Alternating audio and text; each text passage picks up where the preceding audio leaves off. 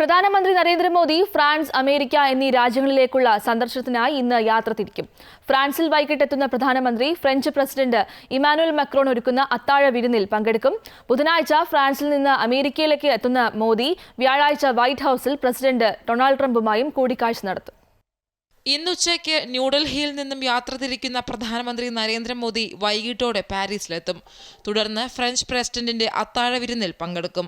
ഫ്രാൻസിൽ നടക്കുന്ന AI ഉച്ചകോടിയിൽ പങ്കെടുക്കുന്ന മോദി ഫ്രഞ്ച് പ്രസിഡന്റ് ഇമ്മാനുവൽ മാക്രോയ്ക്കൊപ്പം ചടങ്ങിൽ അധ്യക്ഷത വഹിക്കും. ഫെബ്രുവരി 11 നടക്കുന്ന ഉച്ചകോടിക്ക് ശേഷം പ്രസിഡന്റുമായി മോദി കൂടിക്കാഴ്ച നടത്തും.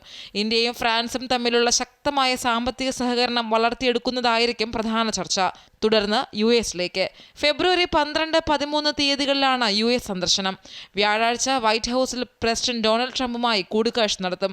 ട്രംപ് അധികാരമേറ്റതിന് പിന്നാലെ നടക്കുന്ന സന്ദർശനം ഇന്ത്യ അമേരിക്ക തന്ത്രപ്രധാന ബന്ധത്തിന്റെ പ്രാധാന്യം തെളിയിക്കുന്നതാണെന്ന് വിദേശകാര്യ മന്ത്രാലയം വ്യക്തമാക്കി.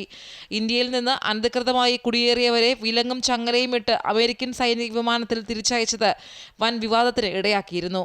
കൂടുതൽ ഇന്ത്യക്കാരെ നാടുകടത്താൻ അമേരിക്ക തയ്യാറെടുക്കുന്ന സാഹചര്യത്തിൽ ഇക്കാര്യം മോദി ട്രംപ് ചർച്ചയിൽ ഉന്നയിക്കാനാണ് സാധ്യത.